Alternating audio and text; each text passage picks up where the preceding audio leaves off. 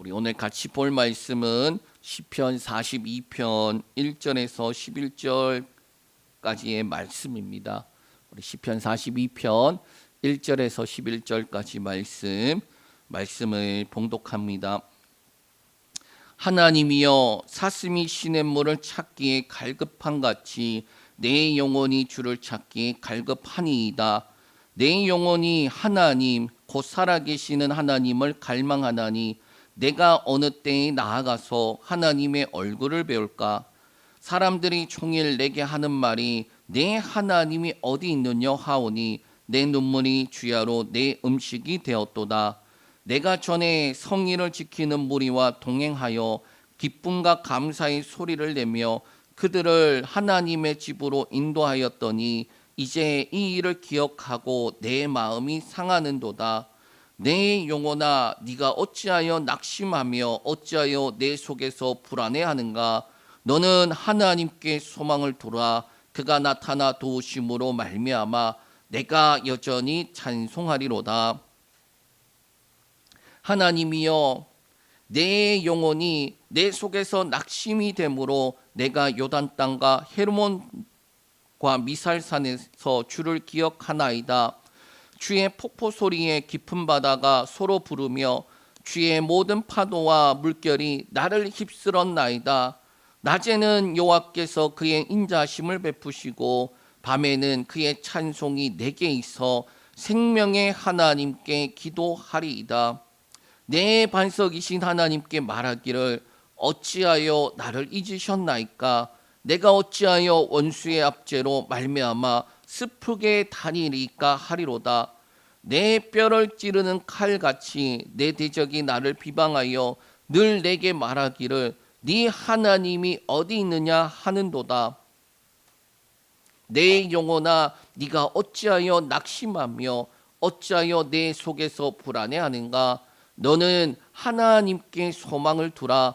나는 그가 나타나 도우심으로 말미암아 내 하나님을 여전히 찬송하리로다. 아멘.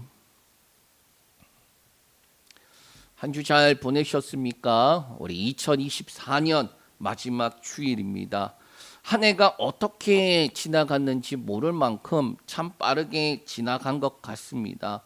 우리 2001년부터 보면 매년 교수신문에서 한 해를 마감하면서 그 한 해의 내용들을 요약해서 사자성어를 발표합니다.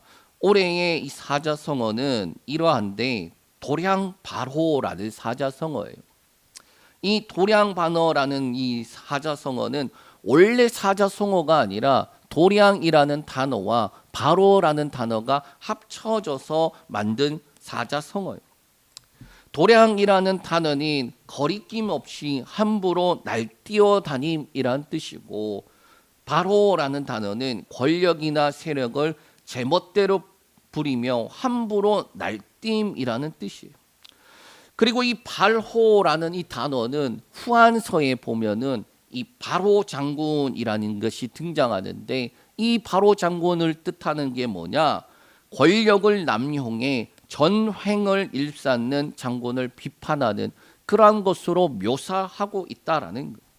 최근 우리나라에서 어떤 일이 있습니까? 전례 없이 극단으로 나누어지고 있는 것을 봐요. 그런데 세상은 그렇게 나누어지더라도 문제는 교회 안에서도 그렇게 나눠지더라라는 거예요. 여러분, 교회 안에서 나눠지는 것이 다른 것 때문이 아니라 정치적 이념 때문에 나누어지는 것을 보게 되는 거예요. 그러니까 제가 한날 어떠한 권사님이 문을 열고 들어오시더라고요. 그래서 이제 뭐라고 말씀하시느냐? 기존에 다니는 교회 목사님과 사모님이 알고 보니 저쪽이라는 거예요. 그래서 이제 저쪽 편 사람들이 득세하고 있는 걸 있어서 꼴 보기 싫어서 교회 찾고 있는 중입니다. 그러는 거예요.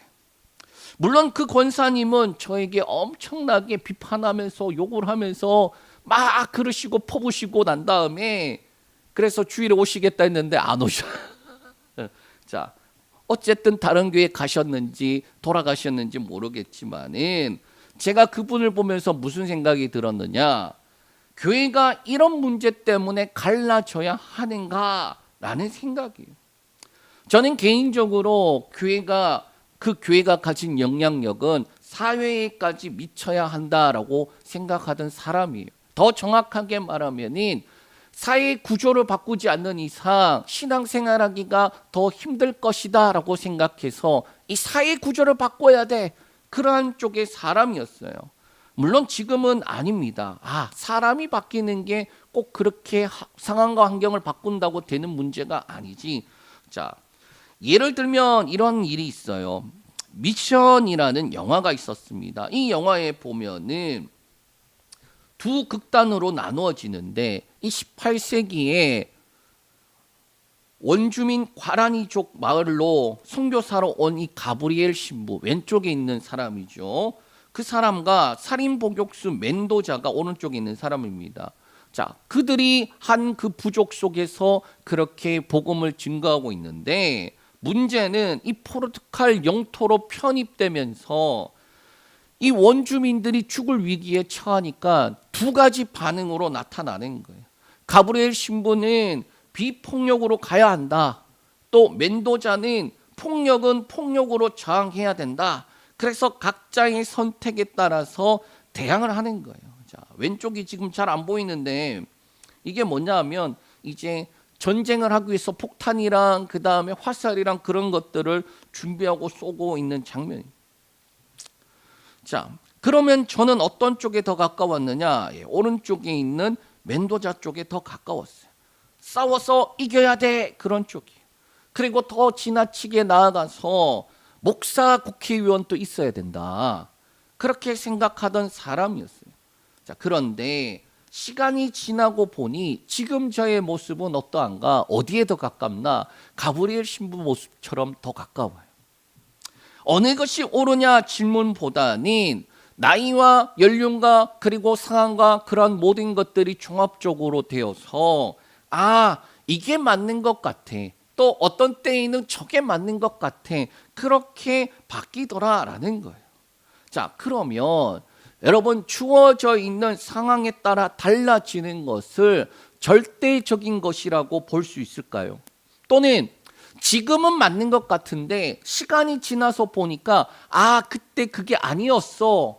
또는 지금은 틀린 것 같은데 그런데 시간이 지나고 보니까 맞아, 그때 그게 맞는 것 같아서, 그러한 일들이 우리가 얼마나 많이 봅니까? 그러면 그것이 절대적인 것이라고 할 수 있겠느냐라는 거예요. 절대적인 것이 아닌 것을 두고 너와 내가 다르다라고 해서 배척하고 갈라져야 하는 것이냐? 지금 제가 그걸 묻고 싶은 거예요. 교회 안에서 절대적인 건 무엇입니까? 교회 안에서 절대적인 것은 사람이 아니에요. 말씀이고 그리고 예수 그리스도 외에는 없어요. 도량 발호 2024년을 요약하는 그 단어라는데 이게 중의적인 의미로 양쪽을 다 아우르는 말 같아요. 여든 야든 동일하게 적용할 수 있습니다. 자, 그러나 세상은 그러하더라도 그럼 교회는 어떻게 해야 합니까? 고린도 교회에서는 갈등이 야기되고 문제에 대해 서로 이견이 다를 때에 절대적 기준은 이것이다라고 이야기해 주는 장면이 있어요. 우리 고린도 전서 8장 11절에서 13절 말씀 우리 같이 보겠습니다. 그러면 네 지식으로 그 믿음이 약한 자가 멸망하나니 그는 그리스도께서 위하여 죽으신 형제라. 이같이 너희가 형제에게 죄를 지어 그 약한 양심을 상하게 하는 것이 곧 그리스도에게 죄를 짓는 것이니라. 그러므로 만일 음식이 내 형제를 실족하게 한다면 나는 영원히 고기를 먹지 아니하여 내 형제를 실족하지 않게 하리라. 아멘. 자, 요거 바로 앞에 8절에 뭐가 있느냐? 먹고 사는 문제로 하나님 앞에 내세우지 못하는데, 야, 먹는다고 해서 더 잘 사는 것도 아니요, 먹지 못한다고 해서 더 못 사는 것도 아닌데, 이 절대적인 거 아닌 것 가지고 하나님 앞에 내세우지 말고 영혼을 살리고 연약한 자를 세우는 그 일에 교회가 힘써야 되지 않겠느냐라는 거예요. 교회의 존재 목적이 바로 그거라는 거예요. 절대적이지 않는 것에 그것에 가치를 두지 말고 절대적인 것에 가치를 둬라. 교회의 존재의 목적이 무엇입니까? 마태복음 28장 18절에서 20절 말씀 한번 같이 읽겠습니다. 예수께서 나와 말씀하여 이르시되 하늘과 땅의 모든 권세를 내게 주셨으니 그러므로 너희는 가서 모든 민족을 제자로 삼아 아버지와 아들과 성령의 이름으로 세례를 베풀고 내가 너희에게 분부한 모든 것을 가르쳐 지키게 하라. 볼지어다 내가 세상 끝날까지 너희와 항상 함께 있으리라 하시니라. 아멘. 예수님께서 승천하시면서 하신 말씀이에요. 우리에게 가장 큰 대사명이라고 불리는 이 말씀을 주셨습니다. 복음을 전하고 제자를 삼아서 뭐 하라는 거예요? 가르쳐 지키게 하라라는 거예요. 복음을 전하고 제자를 삼는 가정은 어떻게 보면 개인의 영역일 수도 있겠지요. 그러나 가르쳐 지키게 하는 것은 교회의 존재 목적인 것입니다. 그러한 의미에서 2024년을 마치면서 저 안에 있는 무거운 짐이 있다면 뭐냐? 복음 전도 가르쳐 지키게 하는 것이 우리 교회에 있는 존재 하는가라는 거예요. 교회가 함께할 사람이 있어야지 교회지. 백날 혼자 있으면 이게 교회인가? 나가서 복음을 전하고 또 예수 믿으세요 그렇게 전하고 하지만은 이게 잘 안 돼요. 그러면 예배 드리면서 저도 여러 가지 생각이 든단 말이에요. 하나님 교회의 존재 목적이 교회의 존재 목적이 결국에는 가르쳐 지키는 그 일을 함께할 자들이 있어야 되는 거 아니에요? 사람들이 저에게 말하는 소리를 들으면서 안 들리는 척해요. 저는 그냥 나는 내 갈 길 가련다라는 거예요. 그런데 사람들의 소리가 안 들리면 내면에서 소리가 들린다라는 거예요. 이게 되기는 하나. 얼마나 더 버틸 수 있을 것 같은가? 교회의 재정은 곧 바닥이 날 텐데 그래도 내가 버틸 수 있을까라는 거예요. 사람들이 그러는 거죠. 개척 안 되는데. 야, 너 오랫동안 잘 버티고 있네. 개척 안 되니까 그냥 다른 사역해. 그런데 그 사람들이야 그러든지 말든지. 그런데 문제는 내 안에서도 내면에서 그러한 마음들이 들린다라는 거예요. 이게 주어진 2024년 마지막 주일 마주한 현실이 아닌가. 자, 그런데 하나님의 말씀과 약속은 어떠하냐라는 거예요. 여러분, 믿음이 있다라는 거 믿습니다라는 말로서 확인하는 것이 아니에요. 내가 믿음이 있다라는 것이 어떻게 확인이 되는 것입니까?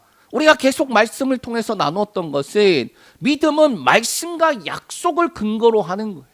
그 말씀과 약속을 믿어. 그러면 그 믿었다라는 그 증거가 뭐가 나타나는 겁니까? 그 사람이 소망을 가지고 살아가느냐 아니냐라는 거예요. 말씀하시고 약속하신 하나님이 능히 이루신다라는 그 소망을 가지고 바라보고 걸어가느냐 아니냐라는 거예요. 말씀과 약속에 따른 믿음은 결국 어디로 귀결되느냐? 주어져 있는 상황 환경과 여건이 그렇지 않아 보여도, 말씀과 약속과 전혀 거리가 멀어 보여도 하나님이 이루신다라는 그 믿음이 있기에 소망 가운데 걸어갈 수 있다라는 거예요. 그리고 오늘 본문 말씀도 동일하게 말씀하고 있습니다. 우리가 마지막 주일에 이 시편 42편에 있는 말씀을 보는데 어떻게 보면은 가장 저한테 하는 말씀이기도 해요.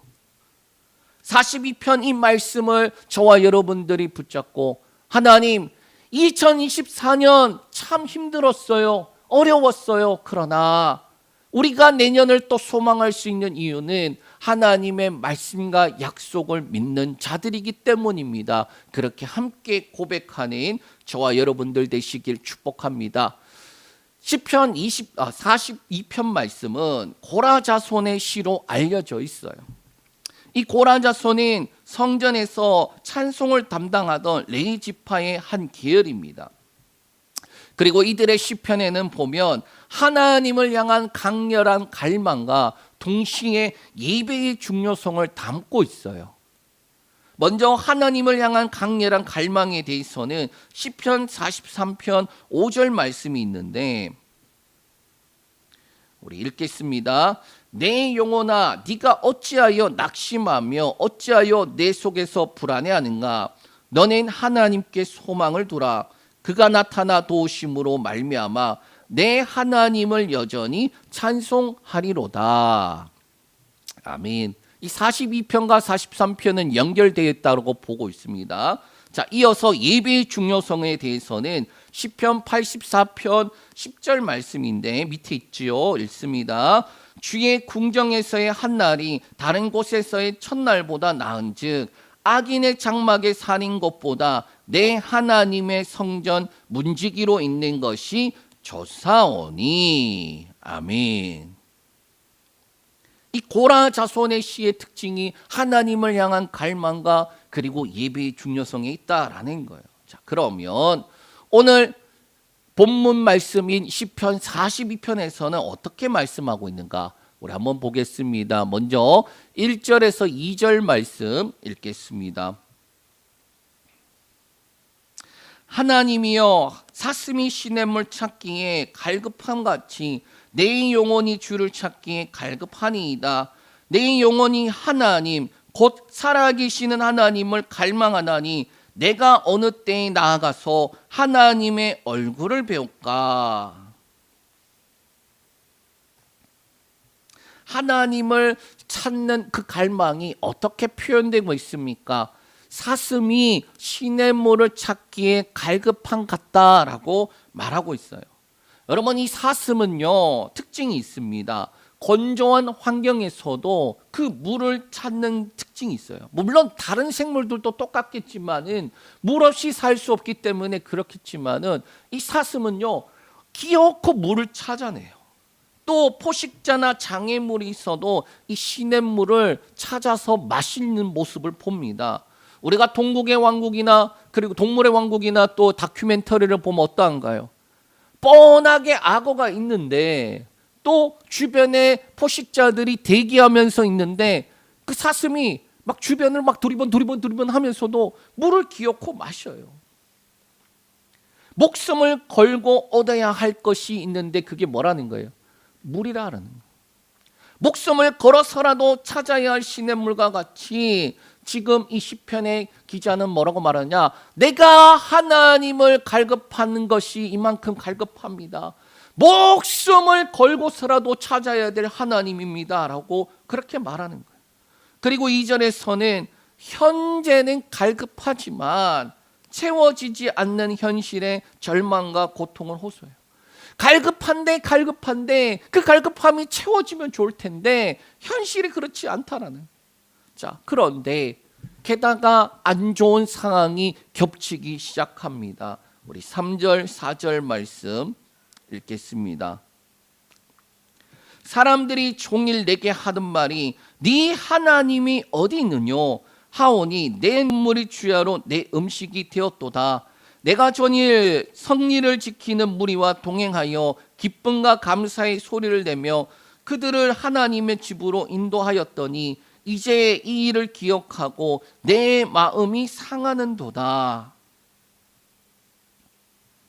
갈급한데 채워지지 않는 그 상황 속에 엎친 데 겹친 격으로 주변 사람들이 말하는 거예요. 3절에 너의 하나님이 어디 있느냐? 네가 믿는 그 하나님 어디 갔느냐? 그래서 너에게 도와주는데 그 꼴이냐?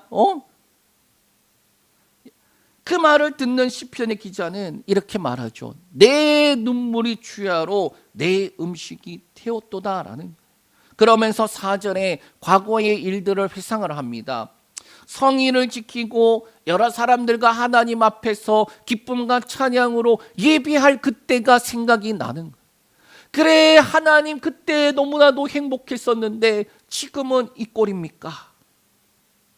그렇게 영적으로 풍성하고 기쁨과 감사로 충만하던 때가 있었는데 이와 대비적으로 갈급함 때문에 죽을 날만 기다리는 모습이다라는 것. 그리고 그것 때문에 내 마음이 상하는도다라고 하고 있습니다. 여러분, 이게 우리의 현실이 아닌가요? 하나님께서 주신 은혜와 크신 사랑을 우리가 안 믿는 게 아니에요. 하나님이 말씀하시고 약속하신 것을 우리가 믿지 않는 것이 아닙니다.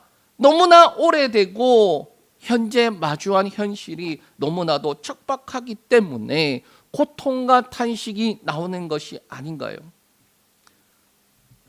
여러분, 안 믿는 거 아니잖아요. 믿는데 왜 나의 삶은 이렇게 힘이 들어야 되나? 그런 것 아닌가요? 자, 그런데 이어지는 고백이 이해할 수 없는 고백으로 이어져요. 우리 5절 말씀 읽겠습니다. 내 영혼아, 네가 어찌하여 낙심하며 어찌하여 내 속에서 불안해하는가? 너는 하나님께 소망을 두라. 그가 나타나 도우심으로 말미암아 내가 여전히 찬송하리로다. 이게 스스로 지금 내 영혼아 라고 말하면서 스스로에게 권면하고 있는 내용이에요. 자, 상황을 보면 이렇게 됩니다. 갈급함이 극에 달해서 죽을 지경인데 외부에서는 너의 하나님 어디 있느냐? 야, 하나님이 도와주신다며. 그 네 꼴이 지금 이게 뭐냐? 그런 상황과 동시에 너무나도 기쁘고 행복했던 그때가 떠오르는데 그와 대조적인 지금의 현실. 그런데 이러한 상황 속에서 지금 뭐라고 말하느냐? 내 영혼아 라고 말하기 시작하는데 이 주변의 상황과 환경과 여건 때문에 불안해하는데 왜 불안해하니? 라는 거예요. 절대적이지 않는 가치 때문에 네가 좋으면 좋다고 싫으면 싫다고 좋았다 나빴다 왜 그러고 있니? 그러면 어디에 너가 죽어야 되겠니? 하나님께 소망을 두라는 거예요. 하나님께 소망을 두라. 그가 나타나 도우심으로 네가 찬양하게 될 것이다. 할렐루야. 아멘. 아멘. 아멘. 분명 갈급한 상황, 절망적인 상황, 그리고 주변의 조롱과 놀림 속에 하나님은 침묵하시는데 그 갈급함이 극에 달하는 그때에 어떻게 이렇게 자신의 영혼에게 말할 수 있을까? 솔직하게 말씀드리면 저도 쉽지 않아요. 힘이 들고 더 힘이 들면 하나님 어떻게 그러실 수 있습니까? 여기까지는 다 되잖아요.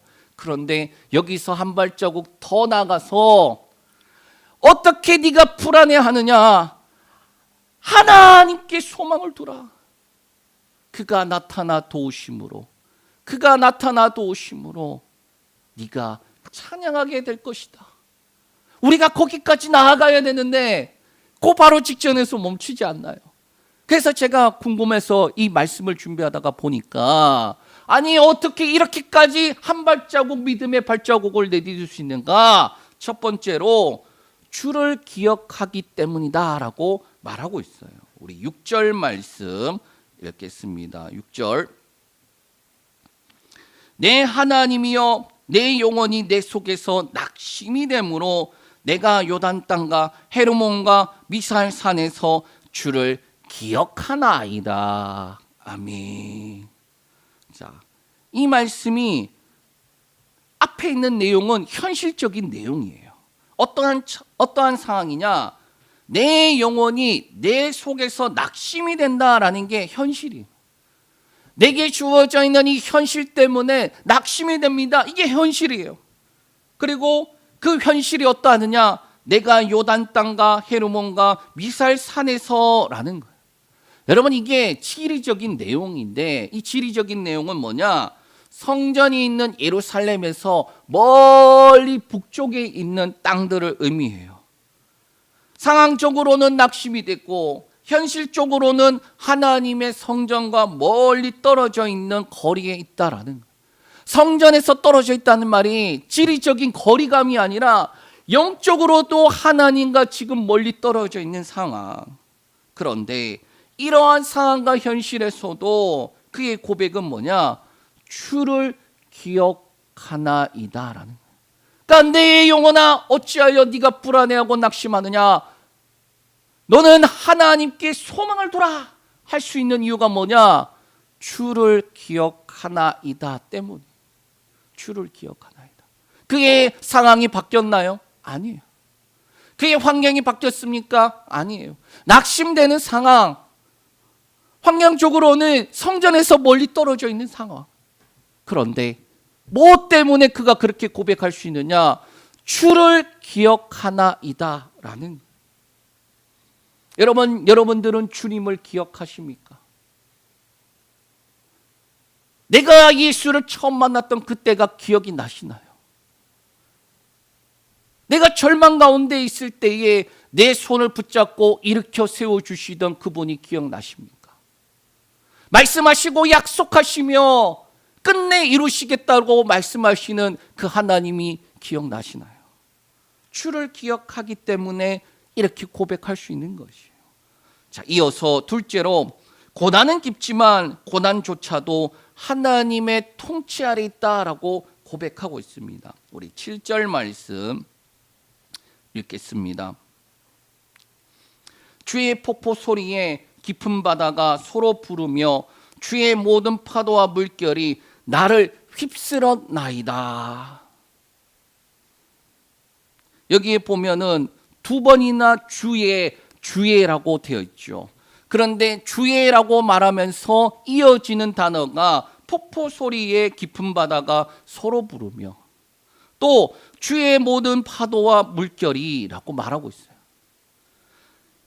폭포 소리와 깊은 바다는 고난을 상징하고 있습니다.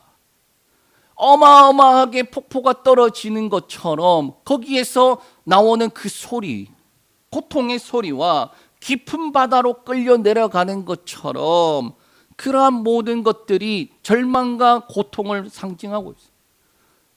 저도 최근에 밤에 잠을 자려고 눈을 감는데 그 말할 수 없는 깊음 가운데 빠져드는 거예요. 내년엔 어떻게 해야 되나? 하나님, 내년에 어떻게 해야 될까? 어떻게 해야지 잘할 수 있을까요?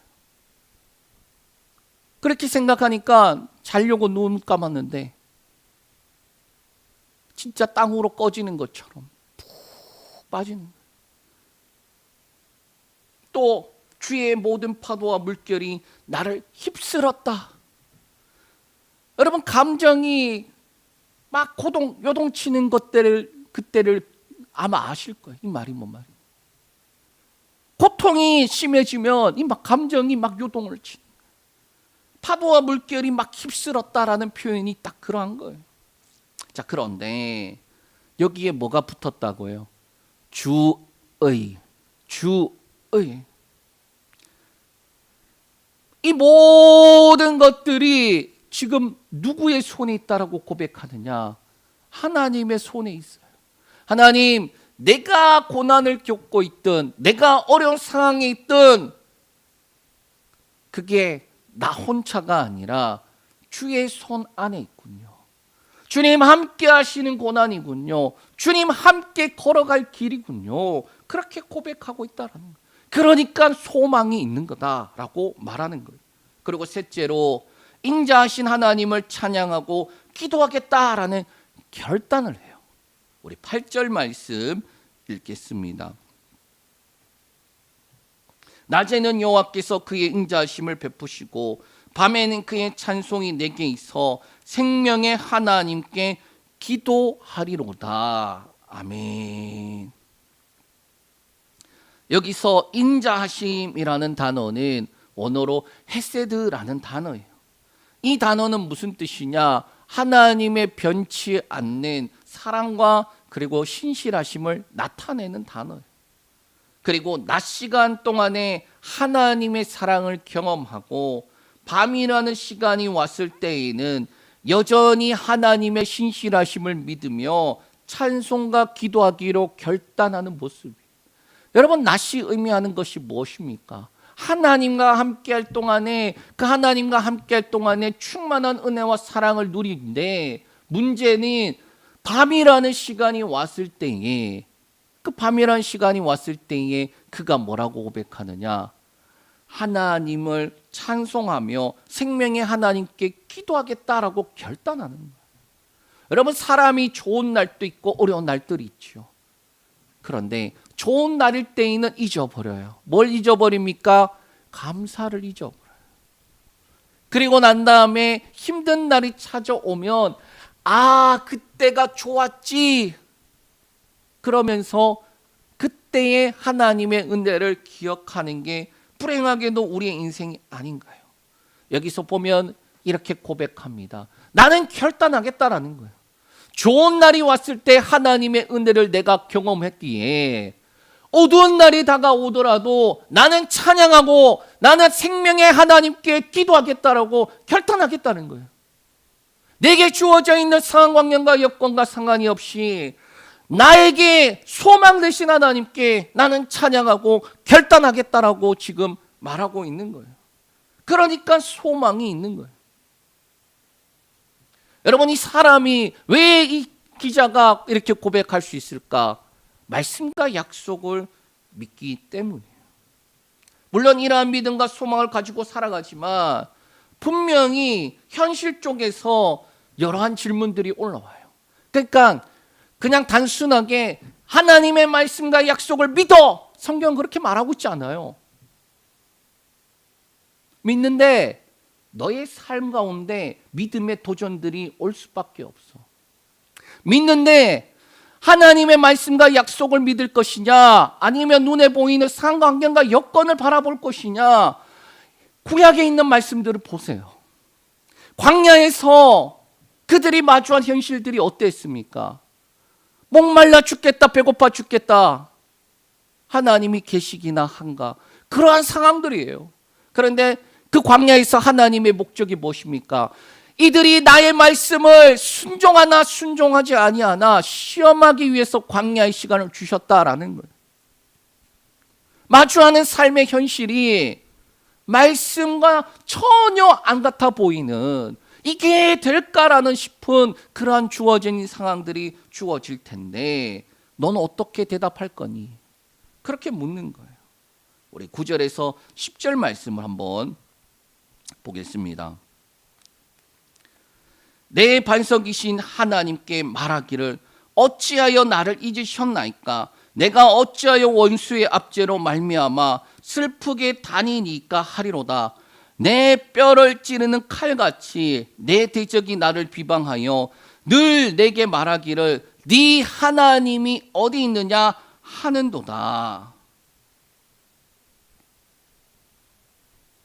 네가 소망을 가지고 하나님을 바라보고 믿음의 결단을 해도 주어져 있는 상황이 바뀌지 않을 수도 있어. 9절에 그래서 하나님께 어떻게 질문합니까? 첫 번째로 어찌하여 나를 잊었나이까? 어찌하여 나를 잊었나이까? 아니, 하나님, 내가 말씀과 약속을 안 믿는 것도 아니고요, 믿어요. 그리고 소망 가운데 걸어가고 있어요. 그런데 하나님은 뭐 하십니까? 이 질문은 내부적인 요인으로 하나님이 자신을 잊었다라고 느끼며 고통 속에서 하나님의 침묵에 대해서 질문하는 거예요. 어떻게 보면은 이 질문은 믿음이 없기 때문에 하는 것이 아니라 하나님, 나 좀 도와주세요. 이 표현이 극에 달했을 때 할 수 있는 표현이다라는 거예요. 둘째로 원수의 압제로 말미암아 슬프게 다니리까? 이 질문도 외부적인 요인으로 자신을 둘러싼 원수들의 공격과 조롱 때문에 큰 슬픔과 고통을 겪고 있는데 그에 대해서 표출인 거예요. 역시 하나님 나 좀 도와주세요라는 표현의 끝에 있는 거예요. 하나님은 침묵하시고 원수들은 하나님이 어디 있느냐 하는 그 상황, 그리고 그 상황을 마주한 이의 모습은 10절에 내 뼈를 찌르는 칼 같다라는 거예요. 여러분, 근데 자세히 보면은 앞에 나오는 3절, 4절과 비슷한 것 같은데 또 달라요. 앞에 나오는 이 3절, 4절은 상황이 비슷해 보이지만 그 상황이 지속되어져서 끝에 달했을 때 모습이 지금 방금 읽은 말씀이다. 그렇게 상황이 있는데 내가 소망을 두고 살아가는데, 그런데 바뀌어야 되는데 왜 안 바뀌지? 하나님은 왜 침묵하시지? 하나님은 왜 일하시지 않는 것 같지? 하나님은 뭐 하시는 분이시지? 그게 끝에 달한 거예요. 그리고 그 갈증이 끝에 달하다 못해 하나님 나 좀 도와주세요 라고 외치는 거예요. 자, 그런데 그럼에도 불구하고 어떻게 고백하느냐? 11절 말씀 읽겠습니다. 내 영혼아 네가 어찌하여 낙심하며 어찌하여 내 속에서 불안해하는가? 너는 하나님께 소망을 두라. 그가 나타나 도우심으로 말미암아 내 하나님을 여전히 찬송하리로다. 아멘. 내 영혼아 네가 어찌하여 낙심하는가? 낙심이 되지, 좌절스럽지. 그런데 너는 하나님께 소망을 두라. 여전히 해결되지 않고 그리고 더욱더 쌓여만 가는 고난과 고통이 있지만 여전히 확실한 것이 무엇이라는 거예요? 그가 나타나 도우시기 때문이다라는 거예요. 말씀을 정리합니다. 쌓여가는 고통과 절망 속에 소망은 어디 있습니까? 말씀과 약속을 하신 하나님께 있다라는 거예요. 왜? 그가 나타나 도우실 것이기 때문에. 여러분, 우리가 이 믿음을 가지고 걸어 나가고 있는데 그럼에도 불구하고 왜 힘들고 지쳐가는 것 같아요? 하나님이 침묵하시는 것처럼 보이기 때문에, 하나님이 보이지 않는 것처럼 느껴지기 때문이에요. 분명 이 정도쯤이면 하나님이 도와주셔야 하는데 그 한계를 지나쳐 가는데도 여전히 하나님께서 침묵하시는 것처럼 보이기 때문에 저는 가끔 이런 생각을 합니다. 개척이 참 힘들구나. 그리고 시간이 지나도 나아지지 않는 모습과 또 주변에서 야, 너 뭐하냐? 너 뭐하냐? 그 소리들이 마치 저는 어떻게 느껴지느냐? 너의 하나님이 어디 있느냐? 있기는 하냐? 그렇게 묻는 것 같아요. 거기에 대한 저의 모습은 네야 그러든지 말든지 나는 내가 할 길 갈란다. 내가 죽어도 하다가 죽지, 내가 죽어도 강단 붙잡고 죽어버리고 말지. 내가 죽어버리겠습니다, 하나님. 내가 강단 붙잡고 죽어버리겠습니다. 그리고 그 내부와 외부의 고난이 가장 심한 2024년 하반기 지금 또 동일해요. 하나님 너무하신 것이 아닙니까? 어떻게 이렇게까지 안 도와주실 수 있나요? 어떻게 이렇게까지 하나님 외면하시겠습니까? 그렇게 외면하면 제가 포기할 거라 생각하시나요? 사람들이 뭐라는 줄 아십니까? 하나님, 네가 개척하고 싶어서 개척한 거 아니냐? 네 좋아서 개척해놓고서는 뭐하냐? 너 그만큼 했으면 된 거 아니냐? 하나님, 나 좋아서 개척한 건가요? 개척이 너무 하고 싶으니까 한 겁니까? 하나님 말씀하고 약속하지 않으셨나요? 하나님이 도와주셔도 내가 할 일이고 도와주시지 않아도 내가 해야 될 일입니다. 그게 저의 고백이에요. 여러분 어떠하십니까? 드라마처럼, 드라마틱 간증처럼 이렇게까지 망했는데 하나님이 이렇게 해주셨습니다.